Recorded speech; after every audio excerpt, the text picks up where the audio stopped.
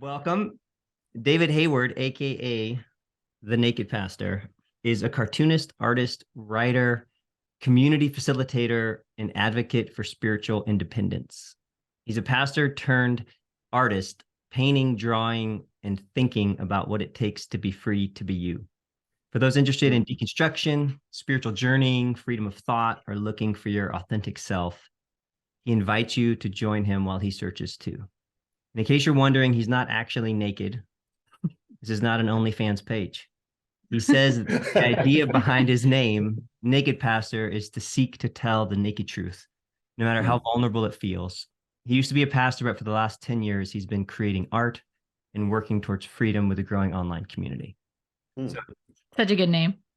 Welcome to our podcast. Yeah, it's the name, man, it's been problematic the whole time. I mean, has it? Yeah, like, first of all, thanks for having me on your show. It's good to see you guys. You guys look great. You guys look California. Like here I am, I'm all white, my hair is white, my skin you is look white. Great too. Yeah, so I bought nakedpastor.com when I was in the ministry way back in 2005, and that was when the Naked Chef, the Naked Archaeologist, the Naked, all these things were cool. Yeah. Naked Pastor, I get ribbed a lot for the name, Who ribbed, out of curiosity? Yeah, so, but basically you nailed it when it's basically me just being honest and open and real about life as a pastor, and now me just sharing my journey. I left the ministry in 2010, but a lot of people say you didn't really leave the ministry. You're still kind of doing what you did, as a pastor. So I kept the name. I like it. Do you consider yourself a pastor still? Like, do you does that title resonate? Hold on. Question that I had along those lines, because I was going to ask you, and you may answer, but let me frame it even bigger. Because we have a similar journey. So in some ways you feel like a dear friend that we just haven't met yet, when I've seen you online and the stuff you do and are saying. So it's nice to meet you. But what do you tell people you do when they ask? I say I'm an artist. I can get that's enough. And then if they want to go deeper, I will. But it's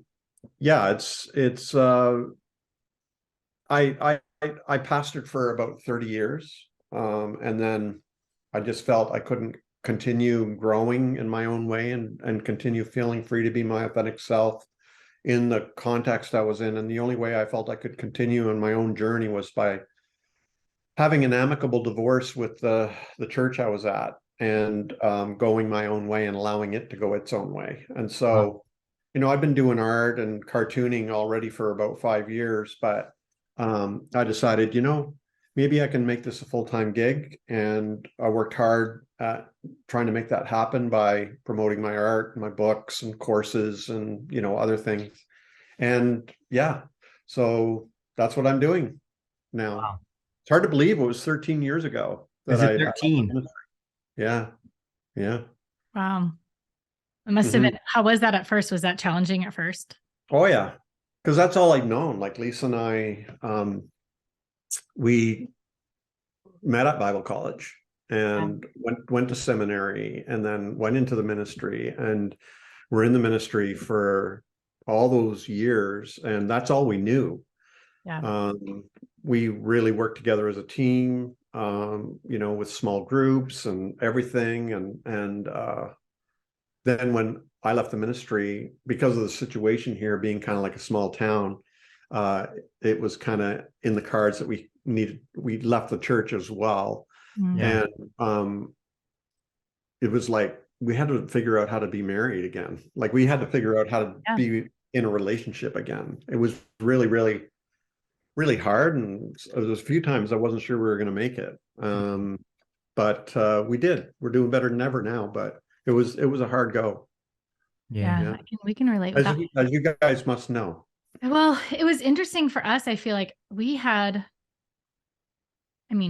stayed in the same town too, where we were pastoring. Right. So that's had its whole own, you're kind of like redefining yourself and absolutely. Yeah. There's such an identity attached to like when you're in ministry and pastoring, as you know.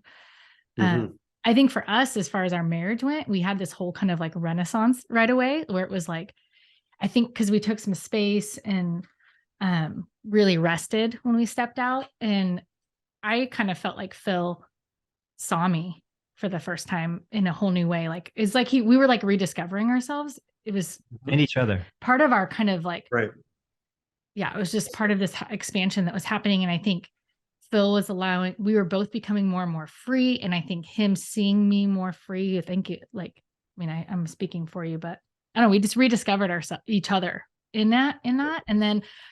But then we started working together and doing some of this stuff together. And I think that's where some of the challenges come for us, has been like, because we worked together as a team in the church, but that was a whole different context, and, Right.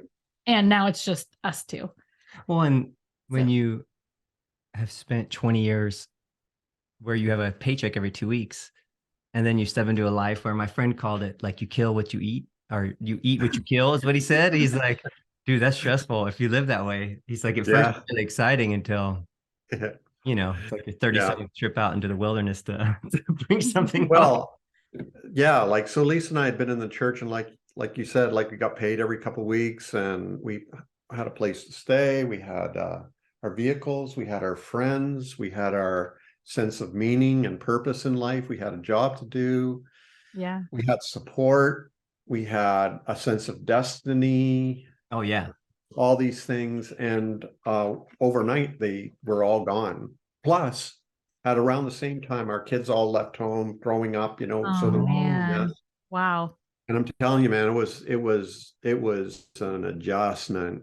Lisa started university. She was 48 years old. She started university in her nursing degree.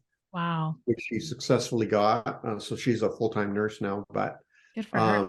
Yeah, I had to figure out how to make money. Yep. Yeah. And then just be too, right? Like, yeah, how to be a human then again in a different way. Oh man.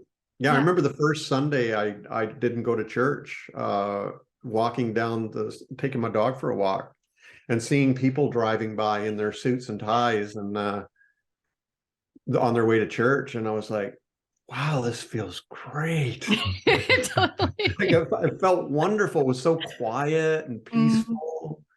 And but that was before all the trauma set in. It was a really, really hard adjustment for me and for us. It took us a couple of years to find our balance and figure out how to do this. Yeah. It's interesting how there's this honeymoon period when you leave where you're like, oh my gosh, the world is alive. Like, did you see that free, the movie Limitless back in, like where you take the pill and it opens your brain, but he can see really colorfully. You're like, look at the world. And then the trauma catches up a few months in and you're like, oh God, it's not okay. Well, it's why I really identify with the movie Jerry Maguire, where he's driving down the highway in his car, free falling. I felt so free. Yeah. And then the truth sets in. He has to figure out how to make a living, Yeah. I remember though that Sunday you're talking about and being like, this is what people do. Like, we were at the beach and people were just cruising and relaxing. And I'm like, look at you people. I think I did yoga and then we went to the beach and I'm like, this is where you've all been. So this is what the other people do. Anyway. Yeah. It's interesting. That's interesting. I was trying to talk you out of doing this. Yeah. Yeah, I know. Okay. For you then, is like the whole, let's see, you're 13 years ago. Was that 2010? Yeah. Okay. Obviously the world's been deconstructing since like 1900, at least this go around, but like it hasn't become such a it's been so on the margins. It hasn't been really pushed towards the center until even over COVID is when it started to really, like, at least around us, became such a an obvious centered conversation. It was more people on the margins. And so you were very front of the curve in terms of the centering of the conversation. But for you, and obviously a lot of your work is around helping people through their deconstruction. What was that? Were you deconstructing through that process as a pastor? Was that something that you like accelerated after you left, or like, how would you describe your own process through that? Well, I started deconstructing when I was graduating from seminary. So it was actually the day I was graduating when I realized I don't like, and I was fully all in fanatic about the Bible. So I had a degree from a Bible college in Bible and theology, and then I had a master's degree in New Testament studies with 3 years of Hebrew, 4 years of Greek. Then I was going for my PhD in New Testament studies at Wow. University of Toronto, and I was all in. But when I was graduating from seminary, it was the actual day. I had my robes on and everything, getting ready to go to the ceremony, and I realized I wasn't sure I believed in the inspiration, infallibility, and inerrancy of the Bible. And so for me, that was devastating. It was like, You're in the robes. You're yeah, it was like, yeah. You didn't even get to enjoy it. well, my wife actually had to grab me and say, David, you need to go to your graduation ceremony. Oh. Wow. You're going to be late.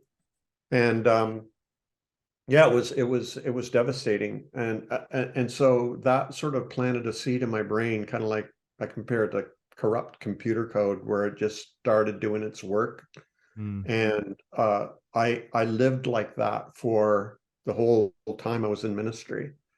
So that by the time I left ministry in 2010, my theological deconstruction was pretty much complete by that time. Then I had to do the whole ecclesiological deconstruction on how Right.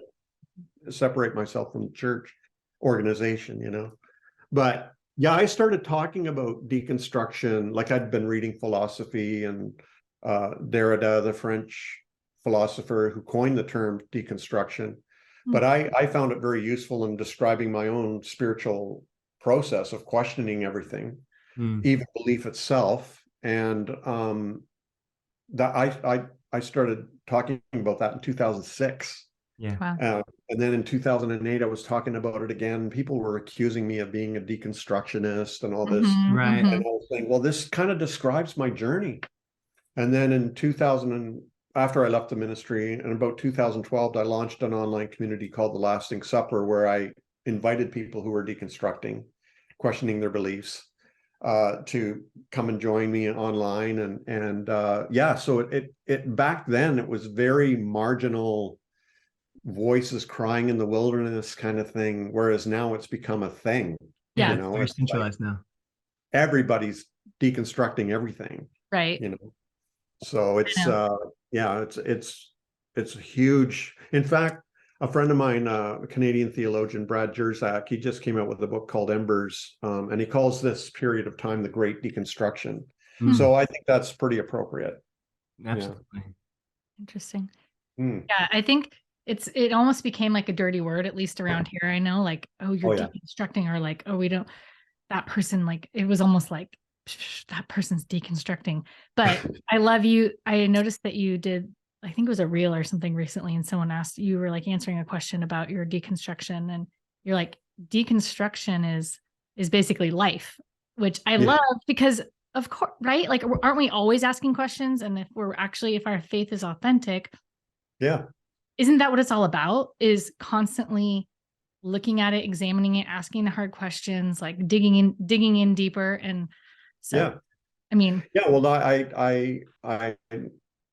remember that short video. I think it was 7 seconds long, where I said deconstruction is life, and I even wrote a book called Questions Are the Answer, where questions have to be our way of life, not only spiritually speaking, but like especially these days with everything online and news and facts and everything. Like we can't just naively swallow hook, line, and sinker everything we're told or everything we read or see. We right. need to question everything and analyze everything. And so for me, that never ends. And this needs to be applied even to our spiritual lives, where we need to question everything that we believe. And it's the Buddhists have been talking about this for a long time, where you question everything right down to, the statements, the facts, the beliefs themselves, So for me, it's a very legitimate and necessary, feature of growing, You Yeah. know, Yeah. that Absolutely. to me just makes sense. Yeah. It's, you can't really own it yourself until you actually examine it and really get down to the depths of like, do Mhm. I actually believe this thing that I've been handed or told? Or, and Yeah. we've been talking a lot about even just this idea of embodiment. Like, it's one thing to know something in your head, like you said, even with your theology, then ecclesiastically, like, what does it look like to live that out, to Yeah. Yeah. like,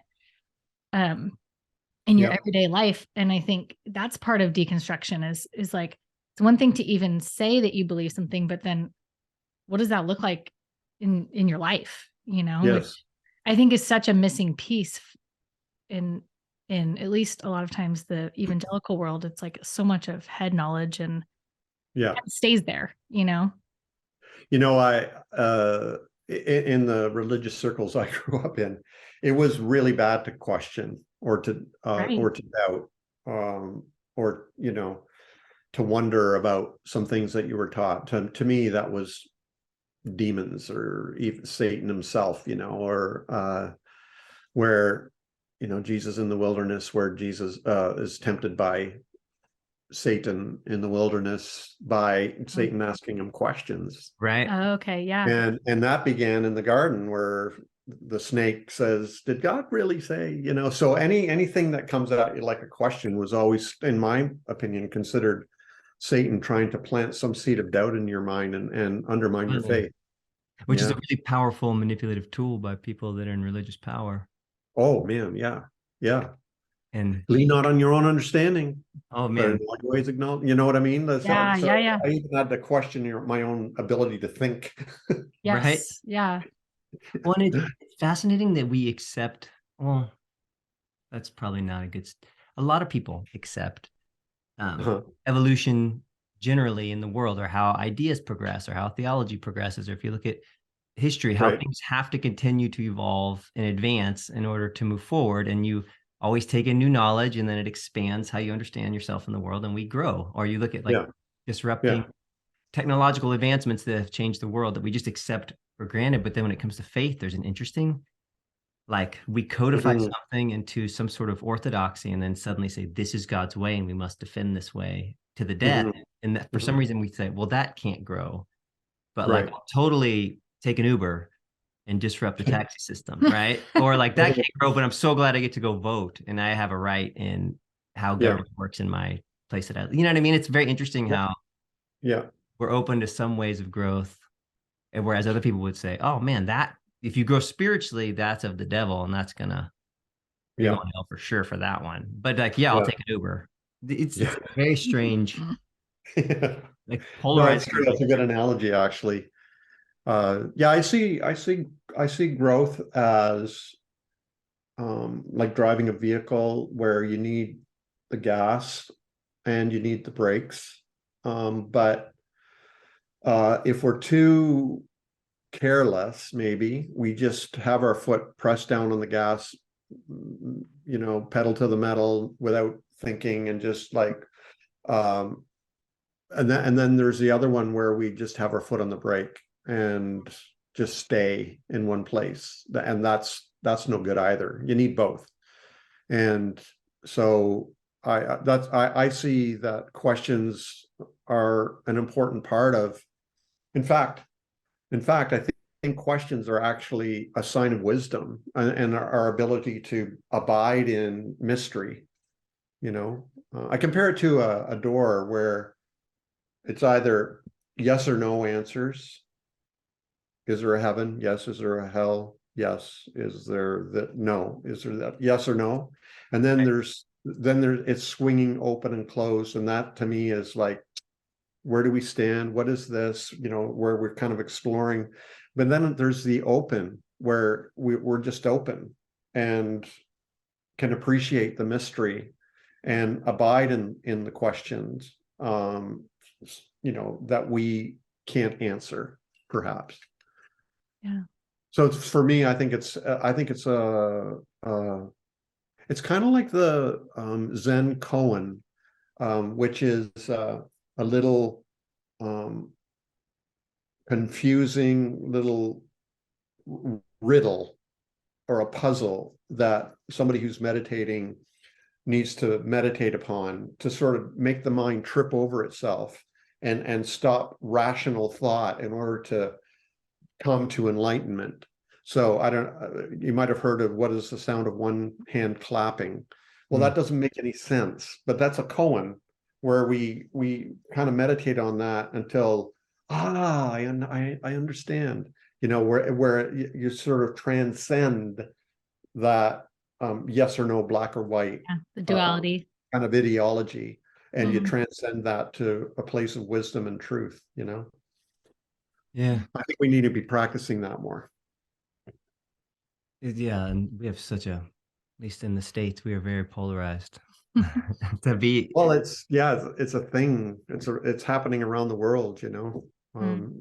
Even in Canada, you know, there's a strong, not strong, but there is an undercurrent of conservatism that is growing, but it's growing around the world. This sort of alt-right kind of yeah. stuff that's happening.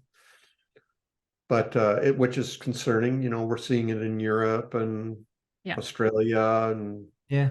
everywhere where there's this backlash to progress. Yeah. Which Yeah. makes sense. Like if you can zoom out to Yeah. a huge perspective, you're like, that makes sense how there'd be Mhm. a bit of resistance and then eventually that'll settle out. But when, you know, you run into that at Right. the voting booth or the grocery store, it doesn't feel like wisdom. It feels like this sucks. Yeah. You Yeah. know? Yeah. Or Yeah. the Supreme Court or wherever. And then you suddenly, it's a very difficult emotional ride to go through all of Yeah. it. Yeah. Well, I married an American. I've lived in the States. Two of my sons are there. A lot of well, actually, the United States is where my biggest following is from. So I'm very familiar and I'm very interested in what's happening there because we're also in your attic, right? As Yeah. Canadians, Yeah. we're upstairs, so we hear a lot of the noise. Yeah. And yeah, so we do keep an eye on things, and you know we see it have an I like that. influence. We're watching. Yeah. We're watching. We're watching. Um, It sort of has an effect, you know. Oh, for sure. It has to. Yeah. Yeah. what do you Yeah. think? This is a big question, but like, Okay. so in terms of deconstruction, a lot of people would say, oh, this is a negative thing, or oh, this is like for us, I actually see it as like a great awakening that needs to happen as we're shifting into a new form of whatever this thing is that we all hold. Mhm. And I think it's great. And I think it's really important. But like on a larger scale, like what do you see happening in the world right now in regards to Christianity and faith? Or even in Canada versus where we're at? Because I mean, you're engaging with a lot of people. And Mhm. I see it as this awakening, but like, what do you think's happening? Like, where do you think this thing is going? Well, I wish like one of the things I do talk a lot about is the church and community and so on. Um, I I wish the church would relax and somehow come around to appreciate what's going on. Like I've always believed this, that the church is really great at helping us grow until adolescence or young adulthood, spiritually speaking.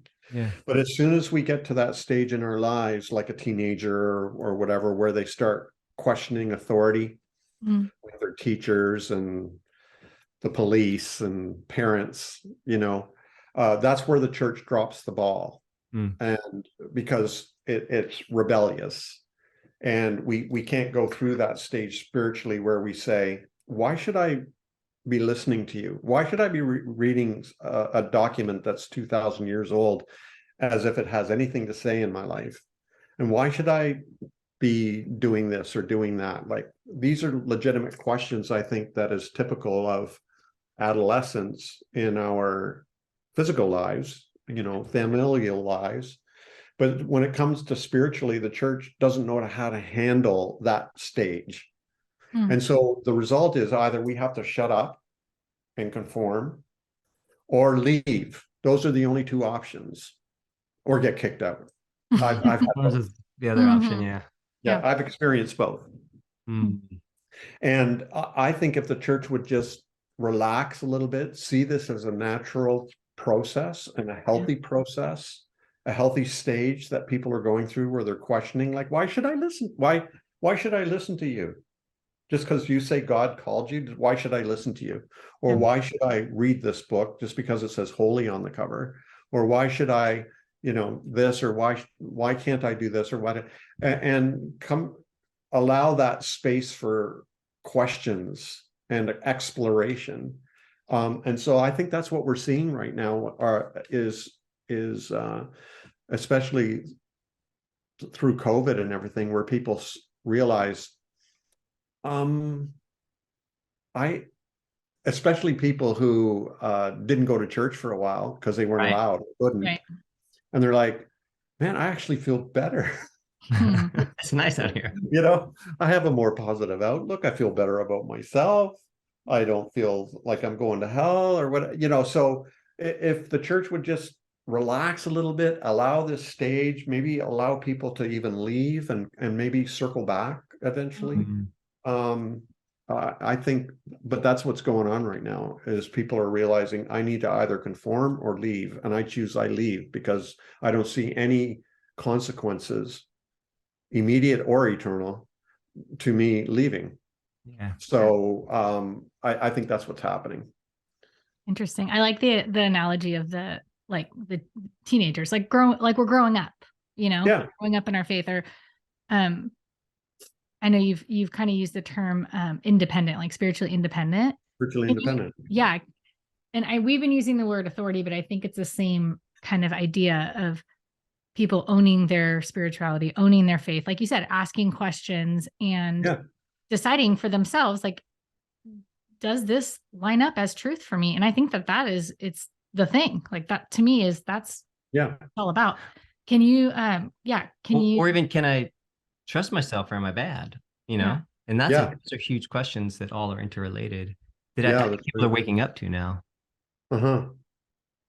But the autonomy that we gave our kids, for example, was a good thing. Now it's scary. Fear-based parenting is really, really popular. We're afraid for our kids. We want them to make the right choices. So we do everything we can to control their choices and sort of helicopter their decisions and all this kind of thing. Whereas if we, kind of teach them how to drive and take the wheel of their own lives, it is scary, but that's the only way that they can become independent and be self-determining and have autonomy, spiritual autonomy. Now, our kids are all on very different paths from each other and from us. Spiritually, we respect and admire and embrace them, even though they look very different from us. But you know what? We're best friends. Like we love each other and we respect each other.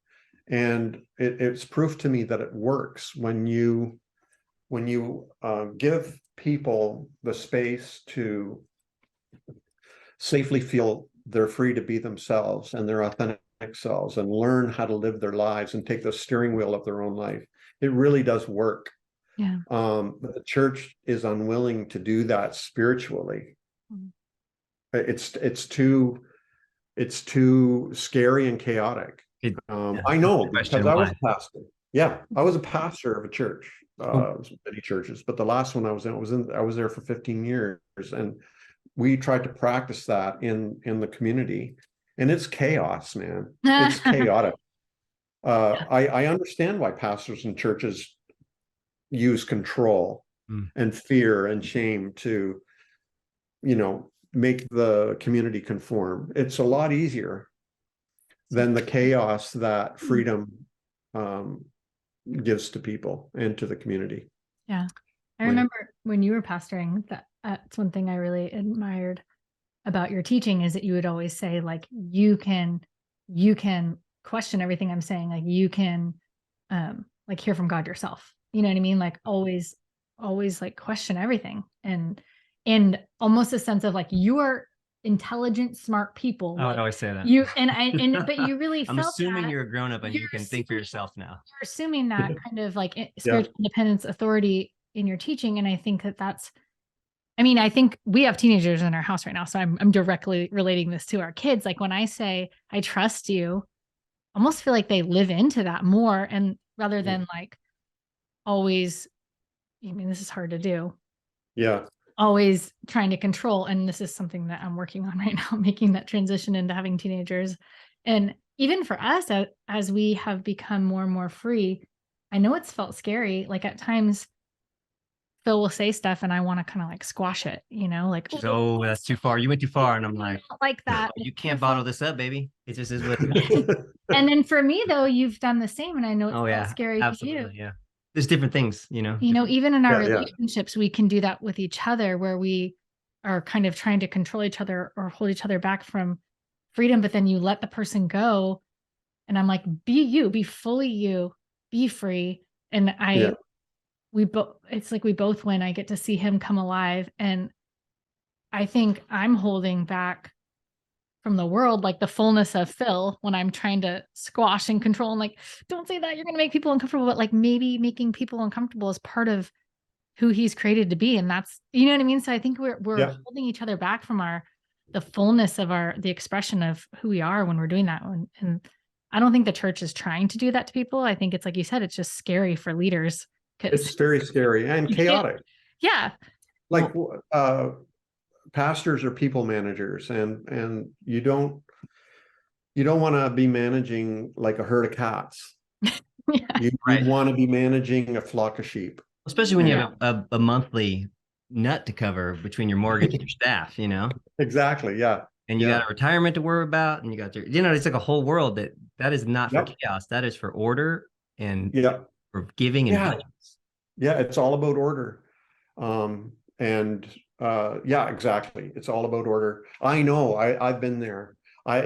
Everybody prefers order to chaos, but I think personal freedom expressed in a community creates chaos because you have to learn how to be together in community. It's like with Lisa and I, after we left the ministry, we had to figure out not only how to be a new me and her a new her, we had to figure out how to be a new us. Mm-hmm.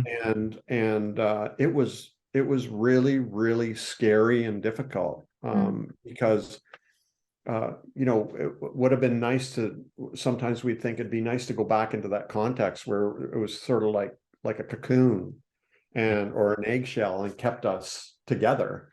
So we had to figure out, okay, what's the glue that's holding us together? Obviously, it's not compatibility of belief, because we were believing different things. We're going different paths in a sense. She was being herself, and I was being myself. And we had to figure out, okay, sometimes we were wondering if we're on the same page or in the same book or in the same library. Oh man. And it was like how, and so we realized the real glue that holds us together is love and mutual respect and so on. And so we sort of grew that out towards our kids and towards, we always felt that way about the church. It's love that holds us together. It can't be compatibility of belief. No, or just compatibility at all. Right. Such different people. And that was a huge thing. I love Lisa for who she is and however that may develop and unfold and blossom. And she loves me for me and the same for me, how I will grow. And that's what makes it exciting, liberating, sexy, all those things makes the relationship worthwhile, rather than, you don't believe the same way I do anymore. I don't think we can be married anymore, which happens a lot. So, that's how it happens with kids, with their parents, and in churches. When you wander off a little bit, then you can no longer belong. And that's what we're seeing today. We're seeing it in families and marriages and churches and so on. And I think it's time to realize that what really holds us together, and we can start with ourselves, to our marriages, to our families, to our communities, to our nations, to our churches, everything. It can't be compatibility of belief. No. We have to learn how to love one another in all our diversity. And to me, that's the challenge that we're faced with right now, I think. Yeah, it's ironically Absolutely. the very thing Jesus said that we would be known for. Yeah. Yeah. Yeah. And the differences are what I love how you called it sexy, because it's so true. Like that's the differences between us are what I'm attracted to the differences. And it's like in community, like we need that. We need it's great that we believe different things. Like, let's learn from each other. What does that mean? Like that's people that think differently are the people sometimes I'm most attracted to, because I'm like, how'd you get there? Like, I want to know. And it's interesting. Like it keeps. Yeah. It's like when I first laid eyes on Lisa, I guarantee you it wasn't her belief system that attracted me. Oh my God, you believe in the atonement too? Oh my God. Your Trinitarian No, it theology was is robust. Yeah. No, it was. So we needed to get back to that sort of why we fell in love with each other was, our uniqueness and everything. Sure, we met in Bible college and there were a lot of similarities and everything, but it was her uniqueness and wildness and untamability and curiosity and wisdom and all those things that attracted me. And so we needed to get back to that again. It's the same with our kids. Like Lisa and I remember very early we decided. I remember Lisa actually saying, when kids were getting into their teens, and we had no idea what we were in store for. And he was like, I want us, no matter what happens, to remain in relationship. Like that's most important to me. No matter what, I would rather be in relationship than be right. I remember her saying that. And we stuck by that. And we did some research and read books and all that kind of thing. One of the best books that we read was by Meslish, and it's called How to Talk So Kids Will Listen and Listen So Kids Will Talk. And it changed the way we parented, how we treated one another and how we treated our kids, because it allowed them the freedom to be their unique selves and their authentic selves. And we applied that even to the church we were pastoring. We're going to talk in such a way that you will listen, and we're going to listen in such a way that you will talk.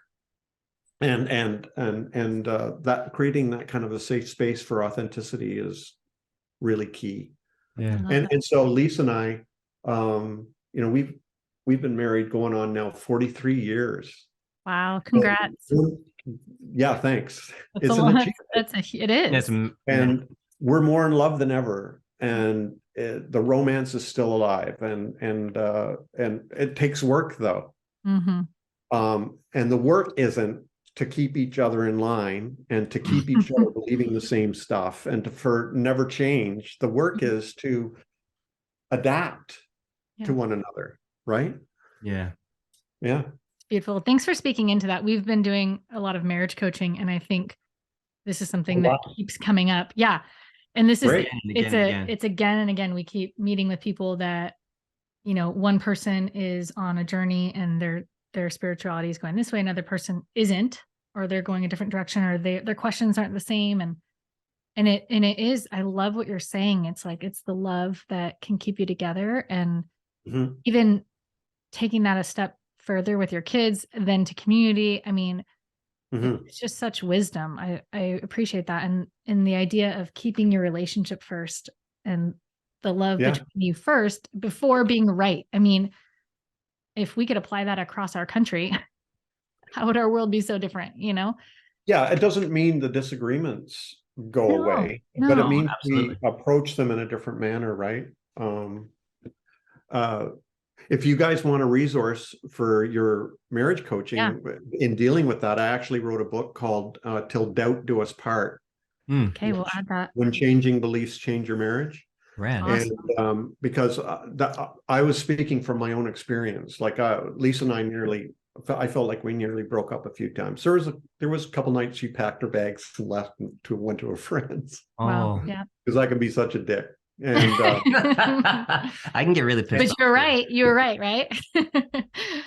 It's interesting. We all but can, right? yeah, The anger that comes in those conversations is such an interesting, it's like a really hot anger that develops.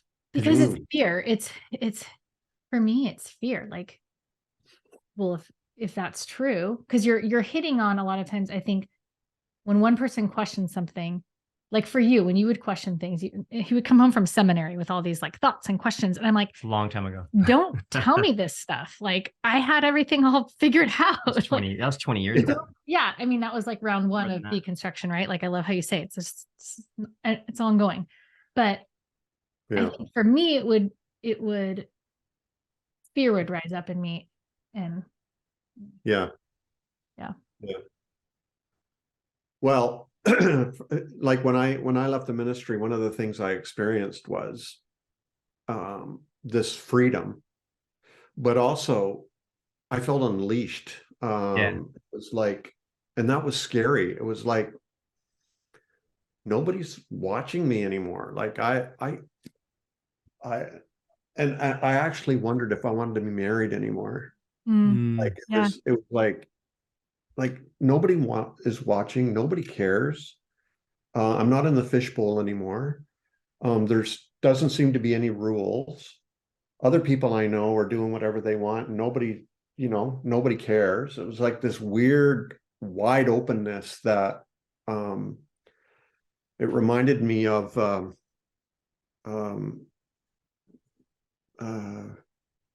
that movie, the breakout movie, the prison where the guy breaks out. Shawshank. Shawshank Redemption, yeah. Oh, and he's in that room. Yeah. Wow. Where the old guy Yeah. released from prison and he that can't scene. make it in the real world. He wants Yeah. to go back, but he can't. And Yeah. it felt like that. Like, I don't know how to live out here. Right. And it That's took a few true. years of counseling and coaching and Lisa and I talking Yep. and everything to find equilibrium. Well, and how much does it make your marriage so much better that now you're saying, I'm doing this not because I have to, because it's whatever they want. And no one's putting it together but our love. And that it's scary to get to that point, but that's like powerful for you to go through that process. Yeah. And the relationship's better because of it, right? Because now we know what we know, whereas before we didn't know what we didn't know.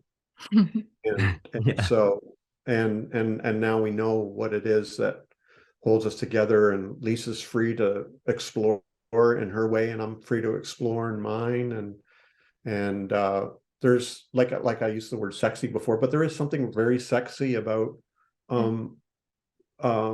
making love with someone who's not you. Yeah. You know what I mean? A mirror reflection. So it's well, you get to be human now. And that's what we say. Like when we left, someone said to me a while later, they came and apologized. It's like after we left, I felt like we had to make amends, almost like Alcoholics Anonymous, but it's like Pastor Anonymous, where I'm like, wow, I can't believe we said that. And I'm really sorry that we treated you that way, or that we tried to get, like, we had to talk to a lot of people and process a lot of things. And but somebody came to me who was a leader in the church and left a long time before we left. And he said, I'm really sorry for not treating you like a human all those years. And he's like, at the time I blamed you for all my stuff, but I've since done the work and realized I was projecting everything onto you. And I never treated you like a human. In fact, I don't think anybody has. And I thanked him. But then I thought about it. I'm like, I wasn't allowed to be a human. And now I get to be like gloriously just human. Just a really wonderful feeling. I talk about that a lot. That was my how long have you guys been out of the ministry now? Like the 2 years. 2 years, like next week. Like this. No, yeah.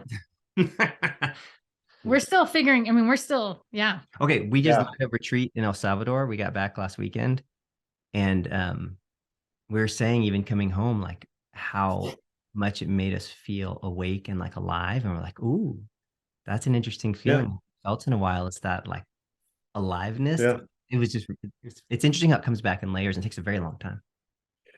Yeah, so that's been my journey, is getting out of my head and into my body. So Yeah. like, so for me, I don't read theology anymore. Like, I do enjoy reading philosophy and quantum physics and mystical literature and things, but because it sounds to me like they're all kind of speaking the same language. Yeah. But for me, it's just breathing and being in nature and stretching and working out, and then Lisa and I, our intimacy and everything, just enjoying our bodies and just enjoying life and flavors and friendship, just getting out of that theological, spiritual, evangelical headspace, and just being in the body. It's powerful.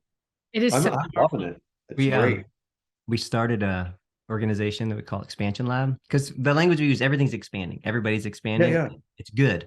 But Yeah. we also live in our heads. So we're trying to help people get back into their bodies. And so we'll take people through like ice baths and saunas and breath work and retreat in El Salvador, and these different experiences that are like very mind, body, spirit, like embodiment modalities and practices. And it's been. Did you lead the retreat in? We did, yeah. El Salvador? Oh wow! So you guys are doing that? Yeah. It was our first one, but we're in now. This is. Oh yeah, like Wim Hof. I'm doing the cold showers and the breathing exercises every day. Yep. Stretching. We got certified in a few different things, and now we're incorporating it into helping people with expanding faith and expanding lives figure out how to get great. back in their body and integrate and keep living. What's that quote using though? It's like the glory of God is man fully alive. Yeah. And but that's Ignatius. We got Irenaeus, actually. Irenaeus. We got home from the retreat, and I mean, we live in a beautiful place. We still live by the beach, but I told Phil, I'm like, I think worship to me now is like being in nature and being in my body and moving like that. I feel so alive and so connected to God and like my full self. And being in that environment in El Salvador, we were like hiking and in the ocean, and we're doing ice baths. It was so, you're so in your body the whole time. And it was the colors are so vibrant. I mean, everything is so, and nature's is just beyond. But I got home and I'm like, I've got to continue tapping into that, because that to me is like what you're talking about, moving from my head to my, it's like I feel like I've always experienced God that way. But it was just that reminder to me of like, that's the thing to me. I think, people say, well, do you pray anymore? And so I go into the whole, I try to avoid discussions like that, but hard. I say, when Paul said, or it's in the Pauline corpus, whether Paul wrote it or not, but so pray without ceasing. The only way that can be done is by being fully alive at every moment. It doesn't mean you're on your hands and knees and, on your knees with your hands folded and praying with words. Praying without ceasing has to be a mystical kind of a kind of a thing, right? So that's the way I see it now, where we're cooperating with all that is somehow and surrendering to it and joining it and participating in it and celebrating it. That to me is what it means to pray without ceasing. Yeah. I do love that. Earlier you said something that I wanted to come back to. I don't remember the exact wording. Chaos. You're saying with churches, it's like people prefer order to chaos. And something I've been thinking about a lot is like, that's the nature of institutional church is order, and it has to be in any institution, really, right? I mean, but speaking of church specifically, and how I heard Richard Rohr at this little gathering years ago. He was talking about spiral dynamics and the spiritual journey, but he was specifically saying that institutions can't go beyond orange. He said, but people can. And so he said, there's this moment where you can be a person who's grown and expanded beyond in terms of an evolution of consciousness, that like kind of modern orange state. But institutions, like it would self-destruct an institution to move beyond that to a green or even to, second tier consciousness kinds of thinking, because it like institutional self-preservation would keep it from going that route because it has to maintain order and budgets and everything that it is. And I even heard a pastor recently say, like, deconstruction is dangerous because it kills churches and progressive theology. And I remember thinking, no, it would kill an institution, but it wouldn't necessarily kill people and community and those who are growing and expanding and actually growing in their faith. And there's an interesting thing that's happening, I think, even when you're talking about the conservatives that are pulling back, there's almost a reaction to that saying, we're going to go back and maintain this institution because this is where we find our safety or our power or whatever it gives us. And then there are those who are saying, no, I think we're going to keep going like past that institutional faith, but it's such a wild open space that it actually requires people like you who are doing the work of saying, well, let me help you learn how to trust yourself and operate in the wild without that institutional thing over you, which is no less Christ and no less actually embodying the thing for what it is. But I don't know, like so I had a great church, the leadership team and so on. It was where we were experimenting with this whole idea of how can we be free and authentic together in community. And you're right, the institution as an institution, you have to be willing to sacrifice that, or that you have to be willing to see that fade away if you want to see any kind of development. So for us, the abiding question was, how can I be free without violating your freedom? And how can you be free without violating mine? This is how I think a healthy community functions. Now, it does create a lot of chaos. It's messy. People come and go. There's less and less interest in supporting an empty institution, but the desire for community is very powerful. I think that's the number one thing people miss when they leave the church. Is that absolutely. Yeah. And you can't find it anywhere else. There's nothing comes close. I've looked, I've tried, unless you join a cult, whatever. But so how can we form these pockets of safety that are seasonal or provisional? These are questions they've been asking, yes. Temporary, and without that regard for how can we make this last. And that's what actually caused me to leave the ministry in 2010. Was we had a meeting and I really felt that people were like, the community here is great, but we want to put some things in place to ensure that this will continue and to ensure that we keep our identity as whatever, Christian or Vineyard or whatever, and all this kind of and I felt, okay, this is where we start to see it die. And where we got it to a point, it was beautiful, wonderful, but now people want to can it, manufacture it, and sell it, and it's like, it's done, it's over, and our experiment is complete. But we could have started again somewhere else and done the same experiment. It's like with my family, our 3 kids and everything. We don't look like a normal family, but it's a family, and it's wonderful. And all 5 of us, and now with their significant others, we're all very, very vastly, wildly different people, but we have a ball together, and it's great. But I know my mom and my dad, and so on and so forth. They're like, I can't believe you allow your kids to talk to you like that. You know what I mean? Where they would challenge something I say or think, or offer a different viewpoint or whatever.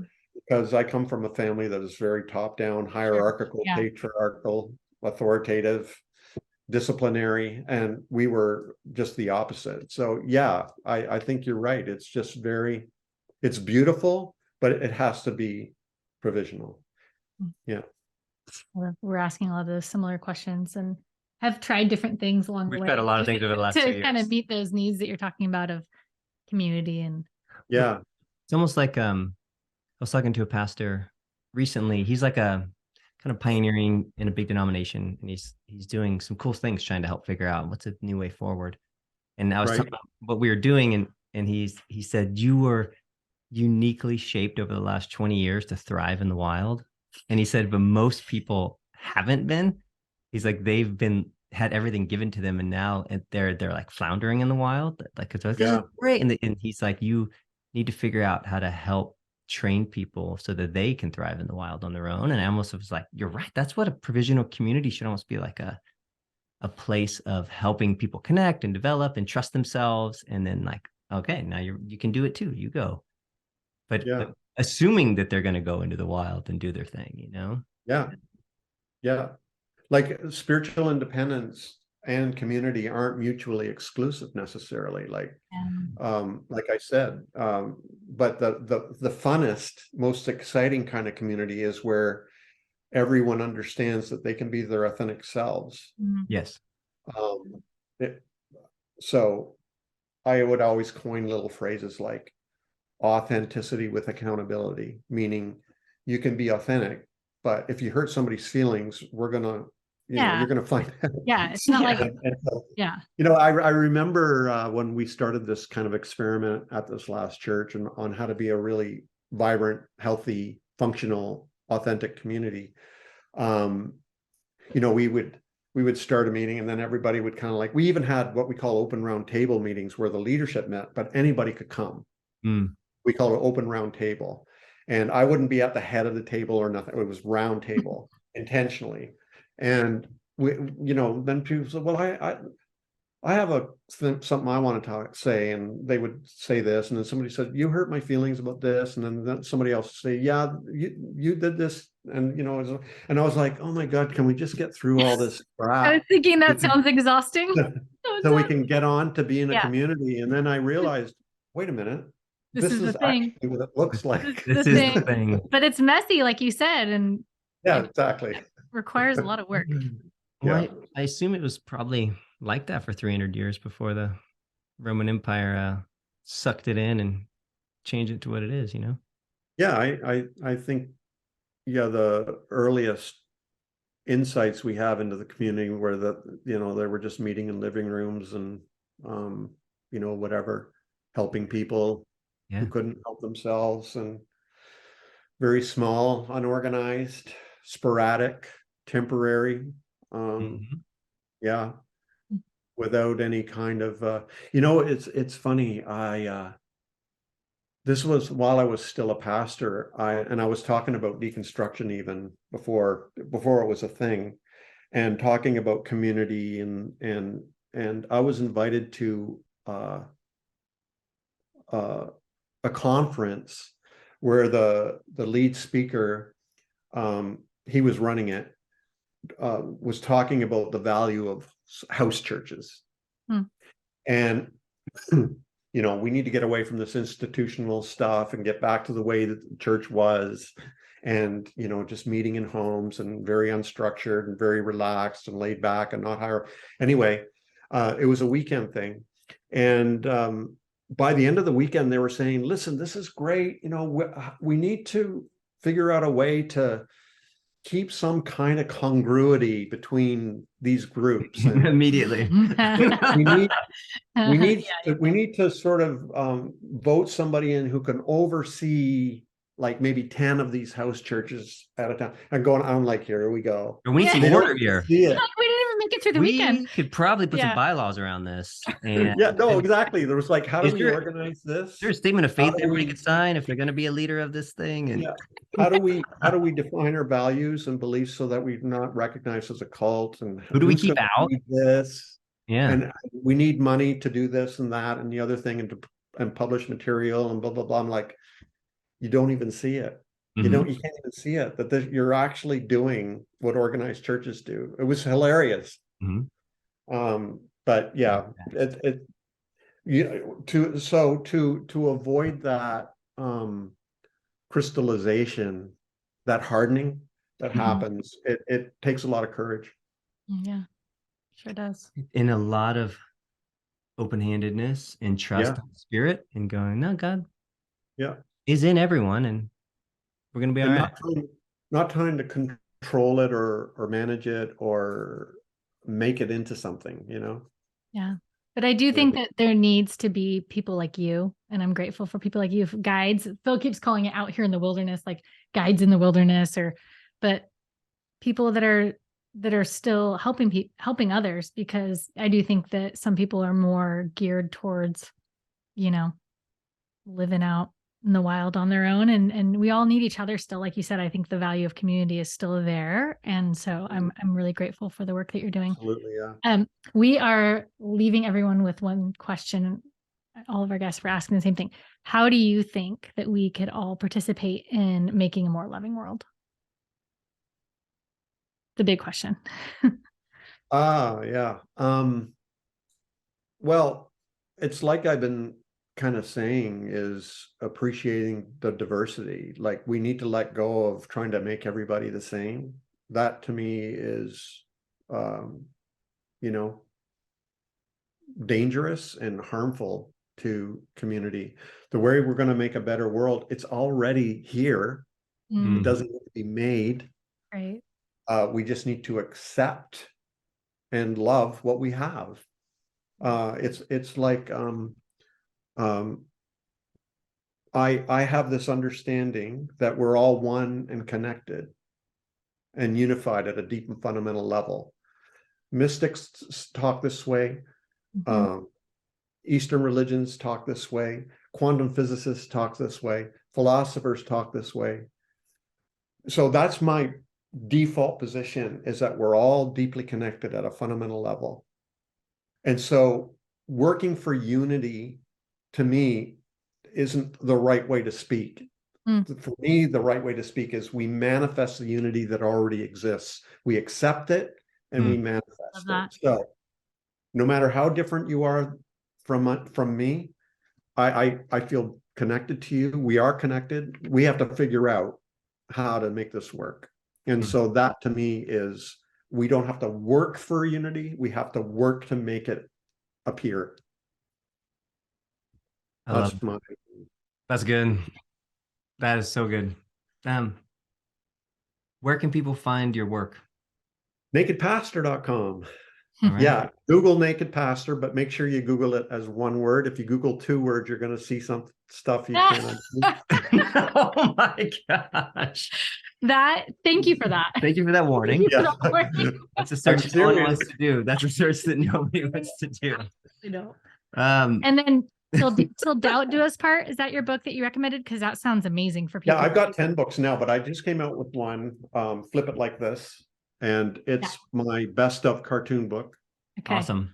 I love and it that. just came out a couple of months ago. So, people are having a lot of fun with it. They're sending it to their pastors or ex-pastors, or leaving it at their parents' house or in the bathroom or whatever.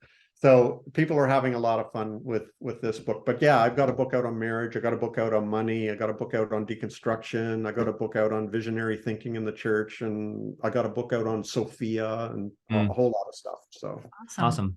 Okay. Yeah. Very cool. Thanks for having me on, guys. It's really nice to meet you. And so nice I would love Lisa and I to go on one of your retreats, actually. Oh man, come on. Let's do it. All right. Let's do it. Well, I'll keep you in the loop on that. Yeah. Love it. Well, thanks, man. Thank you.